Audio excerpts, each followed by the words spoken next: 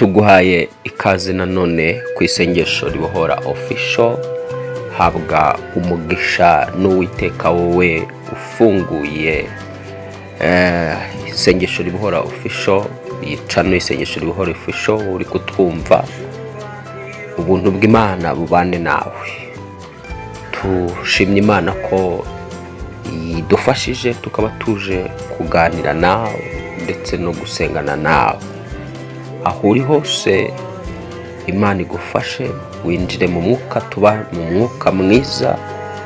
Muri uyu mwuka mwiza uhure n'imbaraga z'Imana, uhure n'igitangaza cyawe, uhure n'ubuzima buturuka ku Mana, uhure n'amahoro aturuka mu ijuru, uhure n'imbabazi z'Imana. Imana ikugirire neza. Data, tuguhaye amashimwe ko tubashishije kugaruka hano ku isengesho ribohora official, ku bakunzi bacu, ku badutega amatwi bose aho baherereye hose. Manura umwuka wawe wera aze abane natwe. Umwanya muto tugiye kumara mu izina rya Yesu Kristo tuvuga ijambo ryawe dusenga. Unyuremo guhura na buri wese uduteza amatwi, unyuremo guhura na buri wese utwumva mu izina rya Yesu Kristo. Ntihagire n'umwe uri butwumve uri busubireyo uko yaje ameze, mu izina rya Yesu Kristo Umwana w'Imana nzima. Reka buri wese utwumva ubuzima bwe buhinduke, kwizera kwe kuzamuke, ubumenya gufiteho buzamuke mu izina rya Yesu. Umutima ubyukirizwe kwakira icyo umufitiye n'icyo wamuteganyirije. Ineza yawe ibe kuba duteza amatwi mu izina rya Yesu, no kubatumva bose. Imbaraga zawe kano kanya zitangire gukora, uhereye dutangire kuvuga ijambo ryawe, n'igihe turi buze gusenga dusoza, ibitangaza n'imirimo yawe byerekaniwe kuri buri wese uje hano ku isengesho ribohora official, mu izina rya Yesu usumba amazina yose, amen. Duheruka kukwigisha tugaragaza ko umuntu mu mwuka ahinduka inzu y'Imana, agahinduka inzu y'umwuka wera. Noneho nyuma yo guhinduka inzu y'umwuka wera, nuvuga ngo uhinduka ubuturo bw'Imana muri wowe. Aho rero twaje kureba ko nyuma y'uko umuntu amaze guhinduka inzu y'Imana, hari ibintu bitagomba kuba mu nzu, biba bigomba gusohoka, cyane cyane ibyo bidafite umumaro. Hari ibintu bigomba gusohoka bigakurwa mu nzu y'Imana. Iyo tuvuga inzu y'Imana, ntiwumve izi nzu zubatswe n'abana b'abantu, ntiwumve ibyo twita insengero zo muri iki gihe cya none. Kera izo bitaga ngo ni ihema ry'ibonaniro, aho abantu bahurira, aho abantu babonanira cyangwa se bateranira. Ntabwo ndi kuvuga ahantu duhurira twagiye kwambaza Imana ariho twita ngo inzu y'Imana, ririya ryitwaga ihema ry'ibonaniro, aho abantu babonanira cyangwa se banahurira n'Imana. Ndavuga inzu y'umwuka, ni wowe. Wowe niwe nzu y'umwuka, ni wowe Imana ishaka guturamo, niwe Imana ibasha ibamo. Tubisome neza, hanyuma icyo nshaka kuvuga, icyo umwuka wari yashyize ku mutima ni cya kindi n'ubundi. Hari ibigomba gusohoka mu mubiri wawe, hari ibigomba gusohoka mu buzima bwawe bw'umwuka, cyane cyane ibyihamagaye n'ibyo wahamagaye nabyo ubwabyo ukabihamagara utabizi, ukabyemvita mu buzima bwawe. Ufite uburenganzira bwo kugira ngo nawe ubwawe bisohore bikuvemo, in Jesus name. Tega amatwi rero neza, dutangirane tuze gusozanya. Hari icyo Imana iri buze gukora kidasanzwe mu buzima bwawe nidutangirana neza, ukanyumvisha amatwi y'umwuka, ukasobanukirwa. Kuko Yesu yabwiye bamwe mu bafarisayo avuga ngo kumva muzumva ariko ntimuzamenya, ntimuzasobanukirwa, muzareba ariko ntimuzitegereza. Ndagira ngo Imana iguhe amatwi yumva, akanamenya icyo turi kuvuga mu izina rya Yesu. Kandi ndagusengera kugira ngo amaso yawe nareba abashe kwitegereza mu izina rya Yesu. Iyo wirebye ukitegereza wibonamo iki? Iyo uri kumva nawe ukiyumvira wiyumvamo iki? Hura n'imbaraga z'Imana mu izina rya Yesu zikumvishe ukubaho kw'Imana mu buzima bwawe, zikumvishe uwo uriwe mu izina rya Yesu. Imbaraga z'Imana zigukore ku maso, wisobanukirwe, ibindi byose byinjiriye ubuzima bwawe bigusokemo. Ndarekura umuriro w'Imana kugira ngo utangire gutwika ibintu byose byinjiriye ubuzima bwawe, ibyo wihamagariye n'ibyo utihamagariye byose umuriro w'Imana bitwike mu izina rya Yesu. Iyo winjiye mu nzu y'umuntu, mu nzu z'abantu, namwe mu nteze amatwi, mu nzu murimo murazizi, hari ibintu usanga byinjiye. Ushobora kubona ubushishi bwizanye mu nzu, ufite ikintu bwaje bukurikiye wenda, cyangwa se ukabona tumwe mu dusimba turi mu nzu yawe ariko twizanye. Iyo uri umuntu rero udakunda kubana n'udusimba, uratwica, ukora ibishoboka byose ukadusohora. Uko niko bimeze nawe. Ntangiye nkubwira kuri inzu y'Imana, ufite ububasha n'uburenganzira bwo kugira ibyo wemerera ubana nabyo mu nzu yawe, cyangwa se n'ibyo ukagira ibyo ukumira, ukagira n'ibyo wemera kubana nabyo. Reka twihute rero. Petero wa mbere igice cyaho cya kabiri, Petero wa mbere mu gice cyaho cya kabiri n'umurongo waho wa 5. Petero wa mbere igice cya kabiri n'umurongo waho wa 5, aho niho dutangiriye kugira ngo nidutangira kurekura isengesho wiyumvemo ko hari ibintu bigomba gusohoka mu buzima bwawe, wiyumvemo ko hari ibintu bigomba kuva mu nzu yawe, wiyumvemo ko ugomba gufata umukubuzo ugakubura, kandi n'ukubura birakuburika, maze ubuzima bwawe burasigara bukeye mu izina rya Yesu. Petero kabiri wa mbere igice cya kabiri n'umurongo wa 5 hatangiye havuga ngo namwe mwubakwe nk'amabuye mazima kugira ngo mube inzu y'umwuka n'ubwoko bw'abatambyi bwera butamba ibitambo by'umwuka bishimwa n'Imana ku bwa Yesu Kristo. Ijambo urimo uraryumva ritangiye rikubwira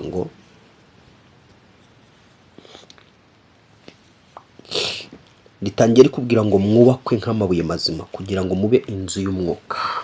Imana yifuza kuba inzu y'umwuka. Wowe inzu y'umwuka, uyu mwuka uri kuvugwa hano, inzu y'umwuka ni umwuka w'Imana. Imana ishaka ko uhinduka inzu y'umwuka. Uwo mwuka uri kuvuga ni umwuka w'Imana.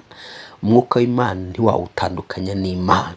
So natanye nkwereka rero yuko ugomba kuba inzu y'umwuka w'Imana, ariko ikakubwira ngo wubakwe nk'amabuye mazima, wubakwe mu mutima wawe, wubakwe mu bwenge bwawe, wubakwe mu bugingo bwawe, wubakwe mu mitekerereze yawe, wubakwe mu myumvire yawe, wubakwe mu mivugire, wubakwe mu mirebere, wubakwe mu mpande zombi zikoze ubuzima bwawe bw'umwuka. Imana irimo iravugana nawe, ishaka ko wubakwa ugahinduka nk'ibuye rizima, imitekerereze yawe ikubakwa igahinduka ibuye rizima, imyumvire yawe ikubakwa igahinduka ibuye rizima, marangamutima yawe akubakwa agahinduka ibuye rizima, ubushake bwawe bukubakwa muri wowe bugahinduka ibuye rizima.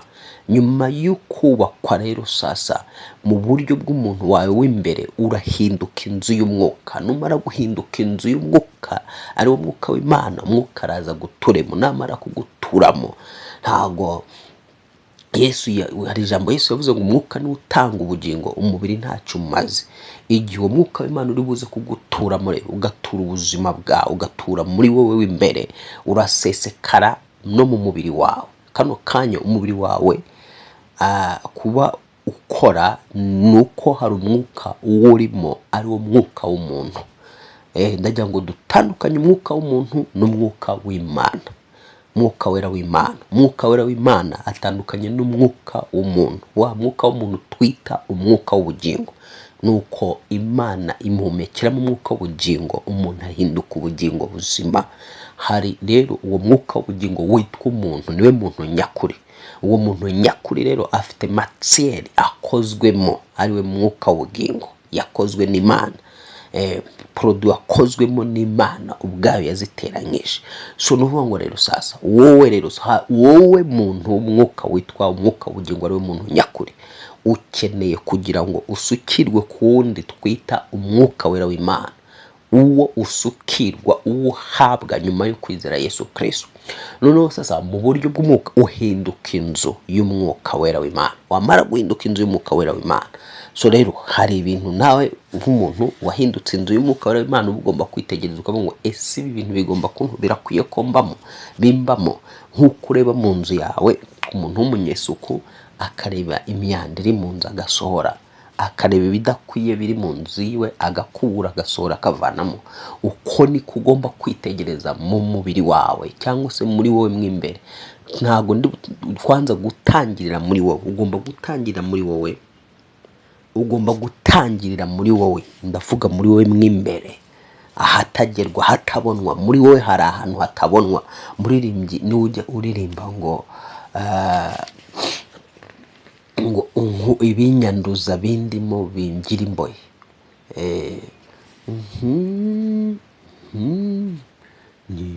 niyanduza bikangira imbohe, nibimbamo binyanduza bikangira imbohe. Hari ibintu biri mu buzima bwawe bikwihishemo, byihishe mu buzima bwawe. Hari ibyihishe mu maraso yawe, hari ibyihishe mu nyama z'umubiri wawe, ariko kandi hari n'ibitari mu nyama z'umubiri wawe bikaba bitihishe mu maraso yawe cyangwa se bitihishe no mu ngingo zawe, ahubwo usanga byihishe mu buzima bwawe bw'imbere mu mwuka, byihishe mu myumvire yawe, bikwanduza imyumvire yawe, bikanduza imitekerereze yawe. Hari ibyihishe mu bitekerezo byawe bikwanduza, byakugize imbohe. Hari ibyihishe mu marangamutima yawe byanduza amarangamutima yawe, byakugize imbohe. Hari ibyihishe mu bushake bwawe utazi bikurimo, byakugize imbohe. Umuririmbyi rero niwe ujya uririmba ngo kandi umenya ibyo nibwira n'imigambi yanjye, nibimbamo byose binyanduza bikangira imbohe. Imana hari ibyo ikubonamo bikwihishemo utanazi ko bikurimo, byipakiye mu bitekerezo byawe, byipakiye mu marangamutima yawe, byipakiye mu bushake bwawe, byipakiye mu mitekerereze. Aho ngaho bikwihishemo, bikwanduza, bikakugira imbohe, bigatuma udahinduka inzu y'umwuka, ahubwo ukisanga wahindutse inzu y'imyuka mibi, ukisanga wahindutse inzu y'imyuka. Iyo tuvuga imyuka mibi nawe urabyumva nyine, imyuka mibi, umwuka mubi aho uri uteza ikibi. Nongere mbisubiremo, umwuka mubi aho uri uteza ikibi, kuko ni umwuka mubi. Kandi Yesu yavuze ko umwuka niwe utanga ubugingo, umubiri ntacyo umaze. Hari umwuka w'Imana utanga ubugingo.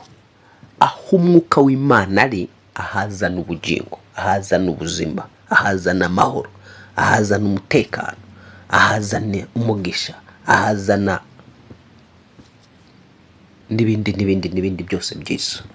Aho umwuka wa Satani uri, uhazana ibyago, uhazana amakuba, uhazana indwara, uhazana imyatsi, uburibwe, uhazana gushidikanya, kwiheba, guhagarika umutima, guhangayika, guta umutwe, kudasinzira, intege nke, ubunebwe, kunanirwa gusenga, gusoma ijambo nturyumve, kumva ntusobanukirwe. Umwuka mubi aho uri uzana ibintu bibi gusa. Noneho rero Imana ishaka ko uhinduka inzu y'umwuka wera. Wamara guhinduka inzu y'umwuka wera, yaba iyindi myuka yose izahita yibwiriza isohoke mu buzima bwawe. Umuntu ashobora guturwamo n'imyuka myinshi cyane. Uwitwa Mariya Magadalena yirukanywemo abadayimoni 7,000. Niyo ngo rero umwana w'umuntu ashobora guturwamo n'imyuka mibi myinshi cyane, agahinduka inzu y'imyuka mibi igihe ategereye Imana ngo imwubake ahinduke ibuye rizima, noneho abe inzu y'umwuka. Imana ishaka ko wegera Imana, irifuza ko uhinduka inzu y'umwuka, itari inzu y'imyuka mibi, itari inzu y'amaganya. Ntabwo ugomba kuba inzu y'amaganya, ntabwo ugomba kuba inzu ipakiwemo ubwihebe, ipakiwemo uburibwe n'agahinda no gusuhuza umutima n'ubwoba bw'ahazaza n'ubw'ibiriho. Iyo ni imyuka uba wahaye ikaze mu bugingo bwawe, ukisanga wahindutse inzu y'imyuka mibi. Ndategeka kano kanya uri kunyumva, tangira usengane nanjye gutyo, tuzajya tumva ijambo ry'Imana ku Mwuka Wera tuyobora, tugendane nawe. Vuga uti mu izina rya Yesu Kristo, nanze kuba inzu y'imyuka mibi. Kwa jina la Yesu watsinze urupfu n'ikuzimu, umfiteho ubutware ni wowe Yesu Kristo, wancunguje amaraso yawe imyaka 2000 ishize, unguza amaraso yawe. Nanze kuba icumbi ry'imyuka mibi, nanze kuba icumbi ry'imyuka y'uburwayi, nanze kuba icumbi ry'imyuka y'amaganya, nanze kuba icumbi ry'imyuka y'amarira, nanze kuba icumbi ry'imyuka itera agahinda, itera uburibwe, itera gusuza umutima, itera kwiheba, itera ubwoba. Mu izina rya Yesu Kristo ndategeka imyuka mibi kunsohokamo, nsohokamo mwa myuka mibi. Atura aya magambo wowe ubwawe uri kunyumva, bitewe nsohokamo mwa myuka mibi mu izina rya Yesu Kristo. Ndaritse umwuka wera w'Imana kuza akambara umutima wanjye, ndaritse umwuka wera w'Imana kuza akambara ubwenge bwanjye, ndaritse umwuka wera w'Imana kuza akambara imyumvire yanjye, ndaritse umwuka wera w'Imana kuza akambara imitekerereze yanjye n'ubushake bwanjye, ndaritse umwuka wera w'Imana kuza mu maraso yanjye, kuza mu ngingo zanjye zose zikoze umubiri, kuza muri matsiyeri zose, kuza muri produit zose zikoze umubiri wanjye n'ubuzima bwanjye bw'umwuka. Mu izina ryera rya Yesu Kristo nkirizwamo, mbohokeramo. Ndizera ko mbohotse, ndizera ko ngize mu izina rya Yesu. Yes, amen. Niba watuye ayo magambo, wibuke ko gusenga ni ukuvuga. Iyo turekura amagambo agasohoka mu kanwa kacu, tukayasohora dufite kwizera, tuvuye mu ndiba y'umutima, tukayarekura, utibwira ngo aranyanyagira ahinduka umuyaga. No, mu isi y'umwuka hari ikintu amagambo ansohokamo nsenga, amagambo agusohokamo dusenga, ntabwo aba ari umuyaga, ntabwo atumuka gutyo ngo ahinduke umuyaga. Yaba mabi yaba meza, afite icyo akora mu isi y'umwuka, aragenda agahinduka ikintu gifatika, agahinduka ubuzima, agahinduka situation. Ijambo rekura rihinduka situation mu buzima bwawe. Ni ukuvuga ngo rero sasa, niba uri ku ijambo ribi, ugomba kwitega ko hagomba kuza ikibi mu buzima bwawe. Niba uri ku ijambo ryiza mu buzima bwawe, ugomba kwitega ko hari cyiza kibaye mu buzima bwawe. Ndagira ngo wagure kwizera kwawe, wagure kwizera n'ubumenyi, kwizera kugendana no kumenya, kwizera no kumenya rwose udashidikanya. Bivuga ngo kwizera kugomba kugendana no kumenya udashidikanya ikintu runaka, kwizera kugendana no kumenya udashidikanya ku kintu. Ntugashidikanye ku magambo turekura dusenga. Ndakurekuraho kubohoka mu izina rya Yesu. Buri imbaraga yose ishaka kwigarurira ubuzima bwawe ngo uhinduke ubuturo bwawe, uhinduke inzu yawe, ariyo mbaraga mbi, ndayivuma, ndayishegesha, ndatura ngo ishongeye wa mbaraga we. Shonga, va ku buzima bw'uyu muntu, va ku mubiri w'uyu muntu. Wowe ushaka kugira ngo ahinduke icumbi ry'amaganya, ahinduke icumbi ry'imibabaro, icumbi ry'intimba, icumbi ryo guhagarika umutima no gusuza umutima, icumbi ry'ubwoba, soka katika Yesu, va mu buzima bwe. Kwa jina Yesu, uyu muntu reka yambara umwuka w'Imana, ahinduke inzu y'umwuka wera w'Imana.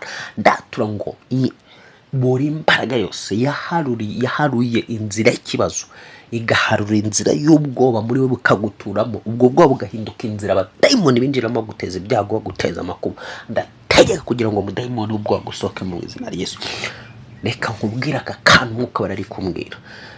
Umva, kugira ngo Satani yinjire mu buzima bw'umuntu, yinjire mu mibereho y'umuntu, agaharura inzira ari buze kunyuramo ateza ibibazo.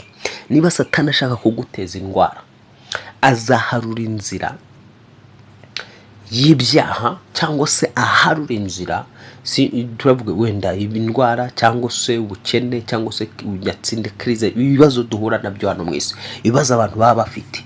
Navuga ngo nta kibazo ushobora guhura nacyo kidasunitswe kivuye mu isi y'umwuka. Isi y'umwuka icura ibibazo bigakurwa mu isi y'umwuka bikaza bikambara umubiri, abantu tukisanga turi mu bibazo ariko biba byavuye mu isi y'umwuka. Nanone rero kandi iyo si y'umwuka kugira ngo bya bibazo bivanwe mu isi y'umwuka bize mu bigaragara, bisaba ururimi. Hari ururimi ruba rweje inyuma ya bya bibazo. So rero sasa kugira ngo nanone bya bibazo biveho, stili hari ururimi rugomba kuzagira gute? Kuhusika. Kuna ulimi ambao unaopashwa kuhusika, kushughulika. Tunapoongea tunakuwa tunashughulika. Usizani ya kwamba tunaongea tu hivyo. Tunapoachilia neno kuna jambo linalotendeka. Ntutekereza yuko iyo tuvuga tuba tupfa kuvuga gusa. No, hari abibwira ko kuvuga hayego, hari abavuga nyine byo kuvuga gutyo gusa. Ariko hari abandi tutavuga byo kuvuga gutyo gusa. Uwizera mu gice cy'ubwami bw'Imana ntabwo apfa kuvuga gusa. N'uwizera mu gice cy'abadayimoni, mu gice cya Satani, mu bwami bwa Satani, akavuga, ntuzibwire ngo aravuze gusa. Icyo abavuze kiba gifite imbaraga zigomba kugipritinga, kigashyirwa mu bikorwa, kikagaragara mu bigaragara. Rero sasa twatangiye nkwibutsa kuri inzu y'umwuka. Imana ishaka koba kugahinduka inzu y'umwuka. None inzu y'umwuka rero hari ibintu bitagomba gutura mu nzu yawe. Nk'uko twanabivuze, hari ibintu bitagomba gutura mu nzu yawe, ugomba gukubura bigasohoka. Ni ibihe biri mu buzima bwawe bw'imbere, ni ibihe wibonamo mu buzima bwawe bw'inyuma. Iyo mvuga ubuzima bwawe bw'imbere, ubwo ni muri wewe mw'imbere. Ubuzima bwawe bw'inyuma, ubwo ni bya bindi bigaragara nyine. Ni ibihe ushaka ko bikuburwa? Ese ni indwara ushaka ko dukubura zikava mu buzima bwawe? Urabigiramo uruhare kubanza kumenya kuri inzu y'umwuka wera. Uri inzu umwuka wera agomba guturamo. Twabibonye yuko tugomba kubakwa tugahinduka inzu z'umwuka wera, tugahinduka ubwoko bw'abatambyi batamba ibitambo. Uri umutambyi mu bwami bw'Imana, witambira ibitambo imbere y'Imana yawe, kuko umwenda ukingirijwe ahera watabutsemo kugira ngo buri wese abashe kwigerera aho agomba kugera imbere y'Imana. So rero uri umutambyi mu bwami bw'Imana, ugomba kwitambira ibitambo bihe by'amasengesho, ibitambo bihe by'igihe cyawe. Buriya amasengesho igihe ufata gihinduka igitambo imbere y'Imana. Amasengesho usenga hinduka igitambo. Amaturo utanga y'ubwoko bwose butandukanye, ari no maturo dutanga tuyatanga mu izina ry'Imana, tukayatanga tuzi ko tuyatangiye Imana, ay'ubwoko bwose ahinduka ibitambo imbere y'Imana. Niyo mpamvu ijambo ryavuze ngo muhinduke ubwoko bw'abera batamba ibitambo, ubwoko bwe batamba ibitambo. So nuvuga ngo rero sasa wowe niba wizera gutyo, hari ibintu bigomba kuva mu buzima bwawe, hari ibintu bigomba kuva muri wowe nyine, muri wowe byihaye ikaze, bigomba gukuburwa bigasezererwa. Kandi niba mu isengesho twasenze warihagazemo, n'ubundi ukazajya ukomeza guhagarara muri iri sengesho, hari ibintu bigiye gusezera mu buzima bwawe, hari ibintu bigiye kuvamo, hari indwara zigiye kuva mu maraso yawe zikimuka, zikamenya ko ayo maraso yawe agomba guturwamo n'umwuka wera w'Imana. Hari indwara zigiye gusohoka mu ngingo zawe, zigomba kubwirwa zikamenya yuko zimwe mu ngingo zawe ziticarwamo n'uwo mwuka runaka, mu izina rya Yesu. Iyo dusomye ijambo ry'Imana, Yesu yaje agaragaza ubuvuzi budasanzwe buzanwa n'umwuka wera, ubuvuzi buzanwa n'umwuka wera. Noneho akaza cyaha indwara, agacyaha n'ibitera indwara, agacyaha n'ibitera indwara bikava mu bantu. Ntabwo ikibazo kipfa kuza hatari ikigitera. Twabonye muri Luka igice cya 13 umurongo wa 11 kugeza kwa 17, tubona Yesu yinjira mu isinagogi, abonamo umugore uhetamye umugongo, ariko ntabwo umugongo wari warihetamishije. Biritubwira ko yari afite dayimoni, ari dayimoni niyo yari yamuteye guhetama umugongo. Abimara n'imyaka 18. Yesu ngo arambura ikiganza cye amukoraho, aramubwira ngo umudamu urabohowe. amaze kumubwira gutyo abatambyi baritotomba kuko yahise ahaguruka arema, wa mudamu arema kuko arahetamye. Abatambyi baritotomba, aribo bayobozi b'iryo dini cyangwa se b'idini yari yinjiyemo Yesu. Muri iryo dini aho Yesu yari yinjiye, abayobozi b'iryo dini rero batangira kwitotomba ngo birakwiye ko muza mugakizwa mu minsi 6 ariko umunsi wa 7 apana, mukamenya ko ari umunsi wo kuruhukaho, mukamenya ko ari umunsi w'Imana. Yesu abarebye ati mwandyarya mwe ntabwo muzitura indogobe zanyu mukazahura cyangwa inka zanyu mukazahura ku munsi w'isabato. Ese ko uyu muntu yari umwana wa Aburahamu wari umaze imyaka 18 aboshywe n'ingoyi y'umwanzi, ntiyarakwiye kubohorwa? Uyu muntu tukabona ko yari amaze imyaka 18 aboshywe na Satani. Satani yinjiye mu mugongo we, amaze kwinjira mu mugongo arawuhitamisha, amuzirikisha iyo ngo yose imyaka 18. So nuvuga ngo rero hari umudayimoni ushobora kuza ukinjira mu mubiri wawe ukakubohesha ikibazo ukakimarana igihe kirekire, ukakubohesha kuburirwa, ukakubohesha icyangiro, ukakubohesha indwara runaka, ukakubohesha malaria, ukakubohesha diabete, ukakubohesha kansa, ukakubohesha umuvuduko w'amaraso. Kandi ukibwira ngo umuvuduko w'amaraso warizanye, kumbe hari umudayimoni waje kukubohesha umuvuduko w'amaraso, hari umudayimoni waje kukubohesha kanseri, hari umudayimoni waje kukubohesha diabete, hari umudayimoni waje kukubohesha uburibwe bw'umutwe, uburibwe bwo mu nda, hari umudayimoni waje kukubohesha uburibwe bw'amaguru cyangwa se bw'amaso cyangwa bw'amatwi. Aka kanya mu izina rya Yesu Kristo ndategeka buri mwuka mubi winjiye mu matwi yawe, winjiye mu isura yawe, uwo mwuka winjiye mu isura yawe ugafatira isura yawe, ukakwangiriza isura, ugakwambika iyindi shusho. Ndajya mubwire ko mu bwami bw'umwijima bashobora kukwambika iyindi sura, bagahindura isura yawe neza ikangirika, uruhu rwawe rukangirika, byakozwe n'abadayimoni. Ndategeka imyuka mibi yicaye mu ruhu rwawe ikurekure mu izina rya Yesu. Ndarekura umuriro w'Imana mu ruhu rwawe no mu isura yawe, kugira ngo buri mbaraga yose yicaye mu isura yawe ikorekure mu izina rya Yesu, ikorekure mu mbaraga z'umwuka wera. Ndatura ngo iyi mbaraga yicaye mu isura yawe ikorekurire isura mu izina rya Yesu. Umwuka wari wicaye mu maso yawe urekura amaso yawe mu izina rya Yesu Kristo. Ndategeka imyuka yose wiyumvamo ibigendagenda mu mubiri wawe, ibigendagenda mu maraso. Ndategeka na virusi itera sida yicaye mu maraso yawe yimuke isohoke mu maraso yawe mu izina rya Yesu Kristo. Ndategeka imivuduko y'amaraso igusohokemo mu izina rya Yesu Kristo.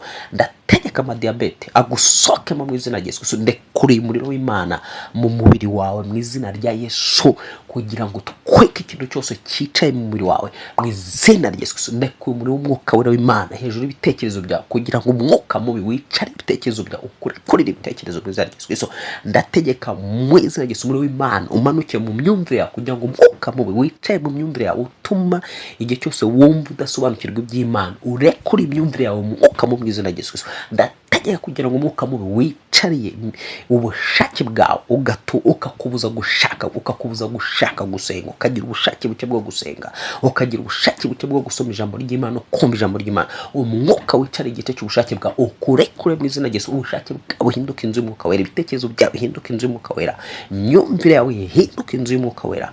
Watina Yesu, wowe w'imbere ndakubohoza mu izina rya Yesu, nkwirukanaho ibyari bikuboshye, ibikwishemo byose byikwanduza bikakugira imbohe. Mbere kureho umuriro w'Imana kushya ngo ubitweke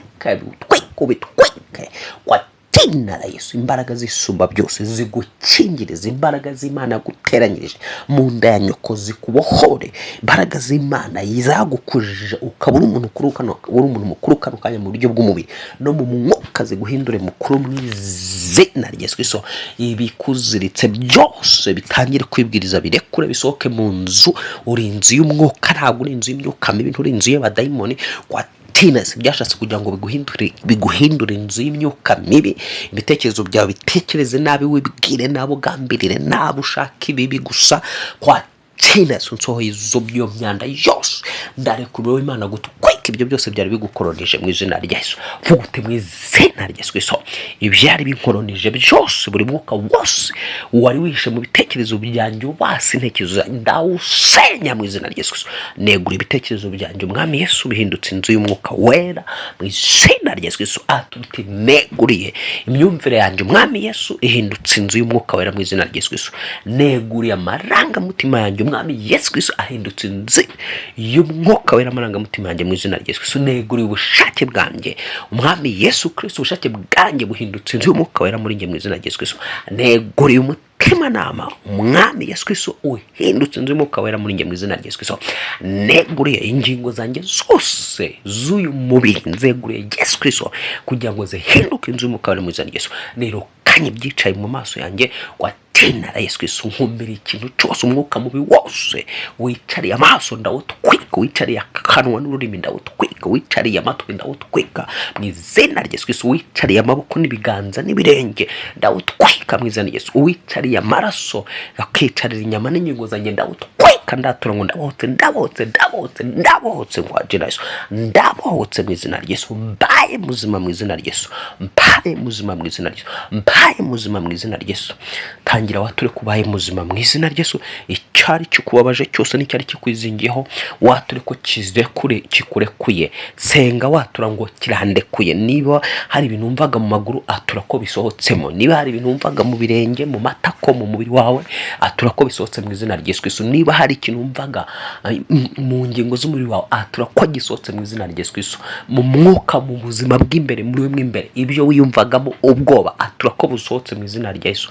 Imyako n'imikosha atura ko ikurekuye mu izina rya Yesu. Zopetese kire holy, komeza usenge mu izina rya Yesu. Ndatura kugira ngo ibyari bikuboshye mu isi y'umwuka utaboneshaga amaso n'ibyo utaruzi bikuboshye ndabitwika kwa jina la Yesu. Ndabitwika katika jina la Yesu. Ndabitwika katika jina la Yesu. Ndabitwika katika jina la Yesu. Ndagutwika imyuka mibi yakurwanyaga mu izina rya Yesu. Ndategeka kugira ngo iguhunge kwa jina la Yesu Kristo. Ndategeka kugira ngo imbaraga zose zarwanya ubuzima bwawe zikuveho kano kanya mu izina rya Yesu Kristo. Habwa ubuzima bonerwa muri Yesu Kristo twizeye, habwa kubaho bonerwa muri Yesu Kristo, habwa gucira kubonerwa muri Yesu Kristo, habwa amahoro abonerwa muri Yesu Kristo, habwa umutekano ubonerwa muri Yesu Kristo, habwa intsinzi ibonerwa muri Yesu Kristo, habwa kubasha no gushobora ibyakunaniye mu izina rya Yesu Kristo, kuko handitswe yuko tubashishwa mu bintu byose na Kristo uduha imbaraga kwa jina Yesu. Nkwature kubashishwa mu byakunaniye mu izina rya Yesu. Habwa amahoro n'imigisha ibonerwa muri Yesu Kristo. Amen, amen, amen, amen. Data twese umuremyi w'ijuru n'isi aguhera umugisha muri iryo sengesho, uryakiriremo ubuzima mu izina rya Yesu, uryakiremo icyo wari ukeneye cyose mu izina rya Yesu. Kandi buri kibazo cyose cyari kikugarishe utakwivaniraho imbaraga z'Imana zikivane mu buzima bwa mu izina rya Yesu. Uhinduke inzu y'umwuka, uhinduke inzu y'Imana Data twese ituramo kandi ikoreramo mu buzima bwa buri munsi.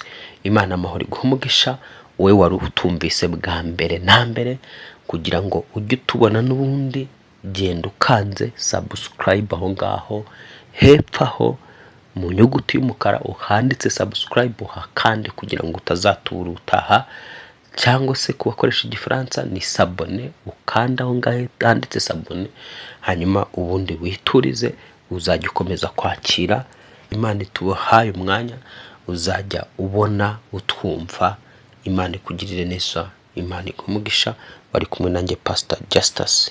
Shalom, shalom.